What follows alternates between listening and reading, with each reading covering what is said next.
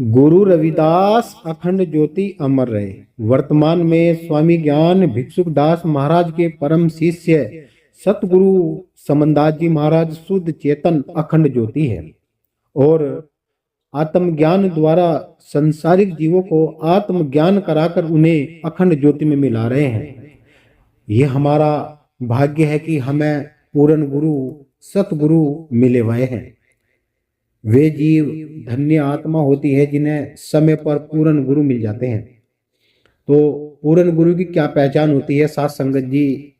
यदि आप हमारे इस YouTube चैनल पर नए हैं तो सब्सक्राइब लाइक कमेंट करना बिल्कुल न भूलें। क्या बताया है कि पूर्ण गुरु की क्या पहचान होती है कि बंधे को बंधा मिला, बंद छुटा वह कौन, और बंदगी करो निर्बंध की जो पल में दे छुटा।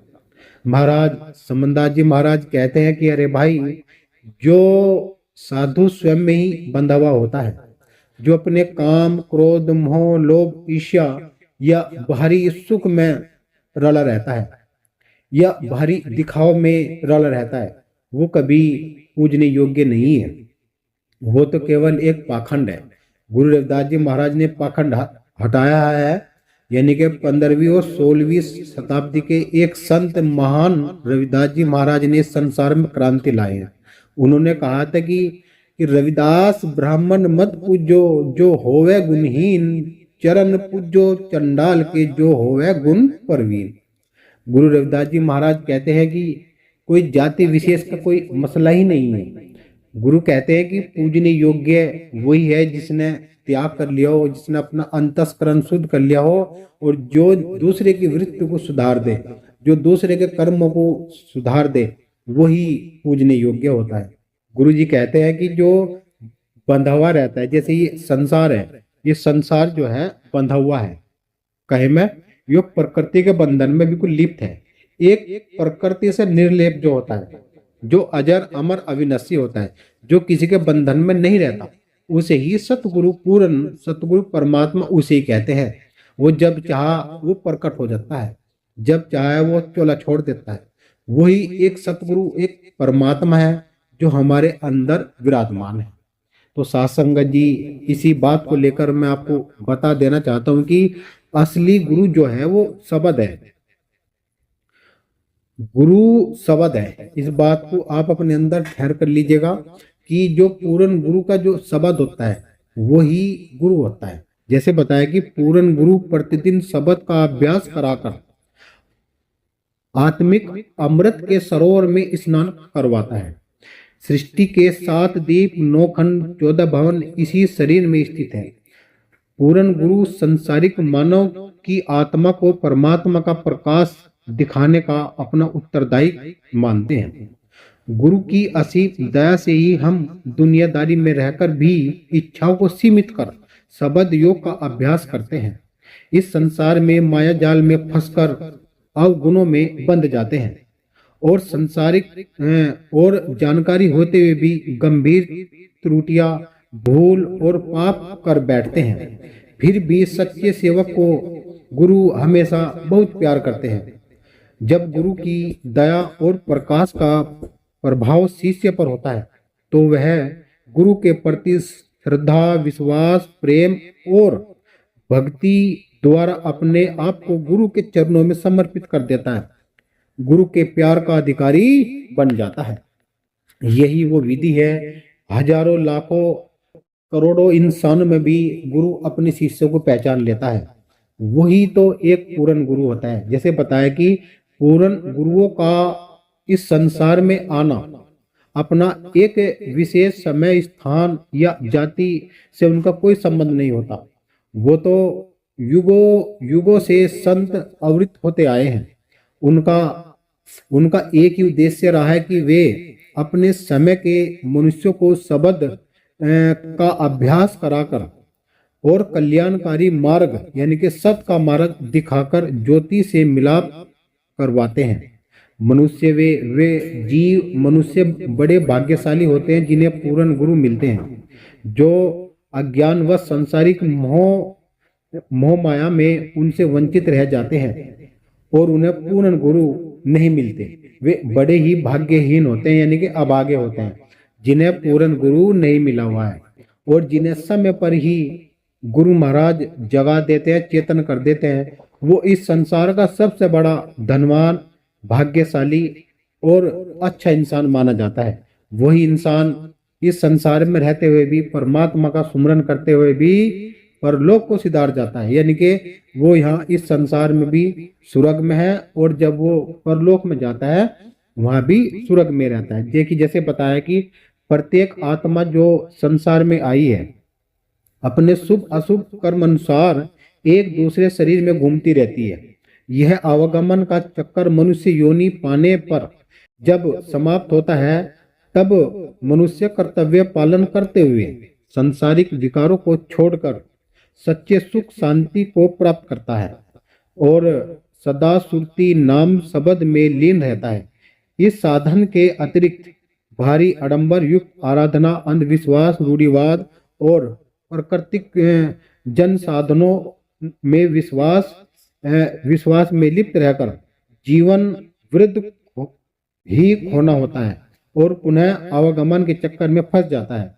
जैसे ये बताया है कि जो लोग बाहर आन देव की पूजा करते हैं, देवी देवताओं की पूजा करते हैं और जो केवल दिखावे के आडंबरों में फंस जाते हैं, तो यहाँ उन्होंने बताया कि वो अपना जीवन हो रहे हैं, वे अपना जो समय है वो सभी बिल्कुल नष्ट कर रहे हैं। ऐसे इंसान अभागे होते हैं। अभागे मतलब वो ऐसे होते हैं कि जिन्हें इस संसार में बार बार लक चुरस्सी आवागमन के चक्कर में वे फंस जाते हैं। जैसे बताया कि संसार के सभी जीव और मनुष्यों से गुरु ही सबसे बड़ा ऊंचा और सर्वश्रेष्ठ है। केवल यही आराधना के योग्य है। गुरु जो है हमें ज्ञान यानी कि अंधकार से प्रकाश में ले जाता है और गुरु का हमें प्रतिदिन स्मरण करना चाहिए और आत्मा उन्हें समर्पित कर बड़ी श्रद्धा उनकी सेवा करनी चाहिए। गुरु को धन दौलत की चाह नहीं होती, नहीं उनके पास कोई नाम शब्द सभी प्रकाश का अनंत भंडार होता है, नहीं उनके पास कोई ये कहता है कि महाराज तुमसे लाखों करोड़ रुपए ले लो। गुरु जो पूर्ण गुरु होते हैं वो बिना पैसे के इस जीव का कल्याण करते हैं। वे कहते हैं कि परमार्थ, वे केवल परमार्थ करवाते हैं। जैसे बताया है कि पूर्ण गुरु के वास्तविक रूप को हमें समझना चाहिए कि पूर्ण गुरु किसे कहते हैं। आइए हम समझ लेते हैं कि जैसे बताया कि पूर्ण गुरु वास्तविक रूप को उनसे सत्संग द्वारा ही समझा जा सकता है। यदि हम सतगुरु को समझें तो हमें पहले सत्संग को जानना पड़ेगा। देखिए बताया कि सत्संग दो प्रकार के होते हैं। एक सत्संग तो होता है बाहर का, जिसमें ढोलक बज रही है, वाणी चल रही है और सभी साधु संत बैठे हुए हैं। एक सत्संग तो ये बाहर का हो गया। एक सत्संग गुरु जी ने बताया है कि जो अंतस का सत्संग होता है, यानी कि अंतस का सत्संग होता है, जिसे गुरु ने बताया कि सूरत शब्द योग। जैसे बताया कि संतों और गुरुओं की संगति करना, आध्यात्मिक विचार और ज्ञान ध्यान पूर्वक सुनकर हृदय से ग्रहण करने को ही बाहरी सत्संग कहते हैं। जो अंतस का जो सत्संग है, जैसे सूरत शब्द योग, जो संतों और गुरुओं का सत्य रूप, यही सर्वोत्तम सत्संग है। इसका अर्थ है कि अपने अंतस में सत्य शब्द की अनुभूति या संग करना। जब हमारी आत्मा शब्द का साथ करती है तो हम अपने अंतस वास्तविक सत्संग सुनते हैं। यही अंतरंग यानी कि सत्संग होता है। अंतर का जो सत्संग होता है इसी को कहते हैं, यानी कि सत्संग होता है। सत्संग प्रत्येक मनुष्य के लिए परम आवश्यक कल्याणकारी है। जैसे बताया कि सभी संतों ने अपनी चेतना से साधारण भाषा में वाणियों द्वारा, साखियों द्वारा उनके सत्य स्वरूप, उनकी शक्ति और महिमा का विस्तार से उल्लेख किया है। जब संसार के माया जाल, अंधविश्वास और अज्ञानता में भोले भटके मानव कल्याणकारी मार्ग दिखाते हैं, भ्रम दूर कर सर्वव्यापी परमात्मा सच्ची उपासना की विधि बताते हैं। क्या बताया है कि सभी संतों के द्वारा गुरुदास जी महाराज कहते हैं कि चाहे लाख करे कोई पूजा, तीर्थ करे हजार, शील संतोष ज्ञान भक्ति बिना सब कुछ है बेकार। मंदिर मस्जिद फिरे भटकता ना पाई एक नाम की ठोड़, एक नाम तेरे हृदय बसे क्यों ढूंढे चहु और। चेतन जीव अवश्य है गुरु बिना चेते नाए, और पूर्ण गुरुजन परखिया सहज मुक्ति हो जाए। महाराज रविदास जी ने बिल्कुल स्पष्ट रूप से कह दिया है कि इस प्रकार संतों ने खुले रूप से जाति अहंकार, पंडितों, मुल्लाओं और मठाधीशों के पाखंड पूर्ण शरारती भ्रम जाल अज्ञानता से निकालकर मानव को उस परम ज्योति ईश्वर की सच्ची भक्ति आत्मज्ञान का उपदेश देकर परमार्थ का सत्य सरल मार्ग दर्शाते हैं। मान लीजिएगा कि हम एक तरफ सत्संग करते हैं, दूसरी तरफ हमारे अंदर वेग है। वेग कहते हैं जैसे काम, क्रोध, मोह, लोभ, जैसे हम इन वेग में फंस जाते हैं। हम चाहते हैं कि दूसरे सामने कैसे पैसा निकाल लें, दूसरे को हम कैसे नीचे दिखाएं। बस हम इसी उलझन में लगे रहते हैं। ना ही तो हम भक्ति की तरफ आकर्षित होते हैं और ना ही हम मालिक की तरफ जा सकते हैं। हम बीच में ही फंस कर रह जाते हैं। तभी महाराज रविदास जी कहते हैं कि जो व्यक्ति बाहर के आडंबरों से मुक्त होकर अंतर में ही शब्द का अनुभव संतों द्वारा सरल भाषा में अपने अंदर समाहित कर लेता है, उन संतों में शिरोमणि गुरु रविदास जी महाराज का स्थान सबसे ऊंचा है, जिन्होंने आजीवन सच्चे सतगुरु में लीन रहकर संसार के माया रूपी भ्रम जाल को दूर कर और एक सतगुरु की भक्ति बहुत ही सरल और साधारण एक रास्ता बताया है। जब हम संतों की वाणी मान लेंगे और उनके दिए वचन का पालन करेंगे तो हमारे अंदर भक्ति उत्पन्न होगी। जैसे बताया कि भक्ति में आडंबरों का विरोध करने का कारण पंडित और विरोधियों, जैसे एक समझ लो कि कुछ लोग इस संसार में बाहर की पूजा करते हैं, कुछ लोग अंतर की पूजा करते हैं, जिन्हें कहा कि निर्गुण एक सिरगुण, जहां हमें रूप दिख रहा इसे कहें सिरगुण, और जो जहां कोई रूप रंग नहीं होता उसे कहें निर्गुण। तो निर्गुण भक्ति के मालिक कौन है? रविदास जी महाराज। तो क्या बता दिया है कि हमें इस बात को पूर्ण रूप से समझना चाहिए और अपने अंदर इस बात को महसूस करना चाहिए। जैसे महाराज रविदास जी ने बताया कि चारों वेद किया खंडोत्ती, संत रविदास करे दंडोत्ती। उस महानतम संत की वाणी और साक्ष्यों से स्पष्ट है कि निर्गुणवादी निर्विकार ब्रह्मवादी सर्वोदय समाधि वाले संत थे।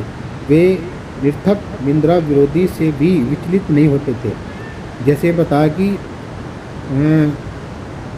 संत रविदास जी महाराज ने काशी जी में एक ऐसा झंडा खड़ा किया है, स्तंभ खड़ा किया है कि वो सदी सदी के लिए अमर हो गया है, उसको कोई हटा नहीं सकता। जैसे बताया कि मान अपमान से मुक्त, आत्म बलशाली, संयम शीलवान और संसारिक विकारों से मुक्त।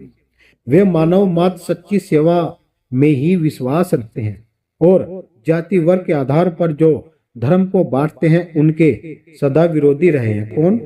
गुरु रविदास जी महाराज। वे वन विधान जाति और वर्ग भेद शोषण के सदा विरोधी रहे हैं। गुरु रविदास जी महाराज ने एक मार्ग दिया है भक्ति का। जितने पाखंडी थे और जितने विरोधी थे, षड्यंत्रकारी, अमान्यवादी, जो भी इस बात का भेदभाव रखते थे, जो मतलब जो पूर्ण दूषित नीतियों और सदा ही विरोध महाराज रविदास जी का जो करते थे, तो गुरु रविदास जी महाराज ने बिल्कुल साफ अक्षरों में उनको बताया है कि सतगुरु से ध्यान लगाए के आपा दियो विसार, शब्द भेद एक सार है, बिरला ही पावे पार। महाराज रविदास जी कहते हैं कि गुरु रविदास जी महाराज ने जो बिल्कुल संदेश दिया है, गुरु जी कहते हैं कि संत रविदास जी ने भक्ति मार्ग में विरोधियों की षड्यंत्रकारी, अमान्य धारणा और भेदभाव पूर्ण दूषित नीतियों का सदा विरोध किया है। उनके अवसर पर विरोधियों ने षड्यंत्रकारी ज्ञानपूर्ण तर्क देकर समाधान किया है, यानी कि समाधान किया है। फिर भी विरोधियों ने उस महान संत के महान दार्शनिक भक्तिपूर्ण विचारों को भ्रमिक प्रचार किया है। उनके साहित्य को सदा सदा समाप्त करने का प्रयत्न भी किया है। वे कर्म योगी संत गुरु रविदास जी महाराज हैं। उनका मत आज इस संसार में इस तरीके से फैला, जिन जिन लोगों ने गुरु रविदास जी महाराज का मिशन बर्बाद करना चाहा था उस समय भी, लेकिन आज वर्तमान युग में संत शिरोमणि सतगुरु समनदास जी महाराज ने वो फिर एक बार इतने ऊंचाइयों पर ले गए हैं कि जहाँ देश विदेश में गुरु रविदास जी महाराज की आज महिमा गाई जा रही है। जैसे बताया कि आज की तारीख में गुरु जी कहते हैं कि जाति भी ओछी कर्म भी ओछा, ओछा कसब हमारा, और नीच से प्रभु ऊंच कियो, कहे रविदास चमारा। गुरु रविदास जी महाराज ने इस जाति प्रथा को हटाया है। जैसे बताया कि समाज में कुछ शक्तिशाली पाखंडी अत्याचारी व्यक्तियों ने वर्ण व्यवस्था को घोषित किया है। निम्न स्तर पर शूद्र जाति को रखा गया है और थोते मुक्ति ज्ञान पाखंड भेद अमान्यता का ही यह रूप था कि उन्हें मानवीय अधिकारों से वंचित रखा गया था। संत रविदास जी ने निम्न जाति यानी कि शूद्र चमार में पैदा हुए थे, लेकिन उन्हें ही निम्न जाति का उद्धार करना था। उस महान संत को अपनी जाति पर गर्व था। प्रत्येक पदों में साखियों में चमार होने का उल्लेख किया गया है। उनके स्वाभिमान और नम्रता की एक झलक देखिए। महाराज रविदास जी ने बिल्कुल ये कहा है कि जाति भी ओछी कर्म भी ओछा कसब हमारा, और नीच से सतगुरु ऊंच कियो, कहे रविदास चमारा। गुरु रविदास जी महाराज ने कभी भी गुरु रविदास जी महाराज कहते हैं कि चमार वो पक्का है जो झूठ न बोले, चोरी न करे और अपने कुल में रहे, उसे पक्का चमार कहा जाता है। बताया कि उस समय ब्राह्मणों के अनुसार ईश्वरीय भक्ति करना उच्च कुल धनी और उच्च जाति के लोगों का ही था अधिकार बताया गया था। निम्न जाति को धर्म और आध्यात्मिक कार्यों से ही दूर रखा गया था।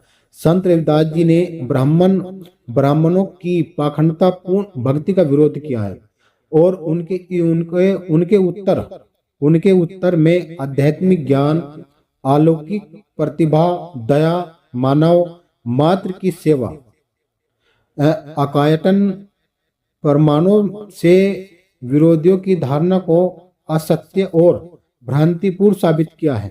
उन्होंने उपदेश दिया है कि सृष्टि में भी सभी सम्मानित है, भेदभाव ऊंच नीच नहीं है। शारीरिक रचनाओं का प्रमाण देकर भेदभाव को भी मूर्खतापूर्ण बताया है।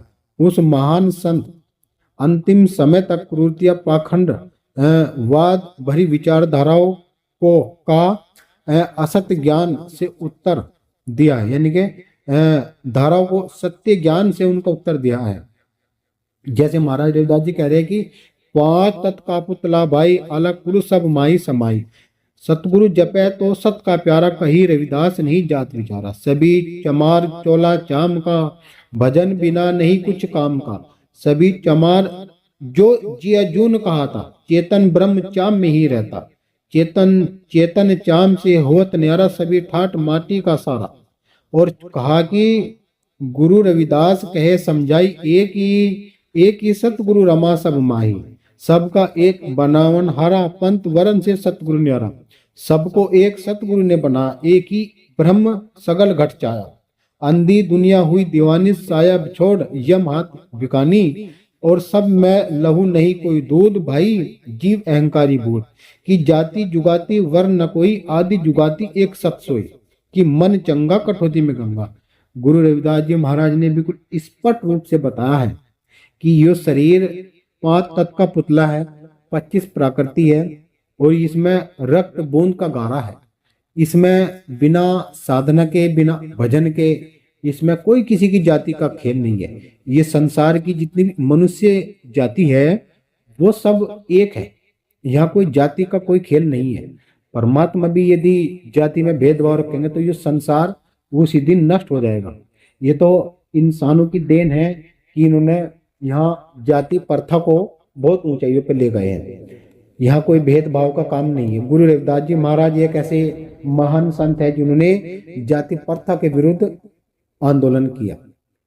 आज भी सब लोग संत रविदास महाराज को जानते हैं। जैसे राजा पीपा वे ठाकुर थे, उन्होंने गुरु रविदास जी महाराज के चरणामृत पिया है। जैसे कबीर साहब, नानक देव जी और जी मीरा, झल्ली, सैजो, न जाने कितने राजा महाराजा उस समय गुरु रविदास जी महाराज के चरणों में होकर गए हैं। तो हमारी क्या स्थिति, जैसे बताया कि रावण और बाली कितने विद्वान थे, लेकिन इनको भी इस संसार से जाना पड़ा, कर्म इनको भी छोड़ नहीं पाया। तो भाई थारी हमारी क्या स्थिति बताओ। रावण कितना विद्वान था और बाली कितना बलवान था, लेकिन वो भी कर्मों की मार से बच नहीं पाए मेरे भाई। इसलिए विचार करो, विवेक करो, समय रहते समझ जाओ, सुधर जाओ, अपने घर को जानने लगो, अपनी सत्ता को मानने लगो। अगर तुम अपनी सत्ता को नहीं मानोगे तो तुम फिर पिछड़ जाओगे भाई। तो वीडियो को मैं यही समाप्त करूंगा। यदि आप हमारे इस यूट्यूब चैनल पर नए हैं तो उसको एक सब्सक्राइबर कर लीजिएगा, एक लाइक, एक कमेंट में जय गुरु रविदास लिख देना, हमको अच्छा लगेगा। और यदि आप केवल वीडियो देखकर ही चले जाओगे, इस पर एक कमेंट नहीं करोगे तो हमें अच्छा नहीं लगेगा। तो सभी को सतनाम, सतगुरु, जय रविदास।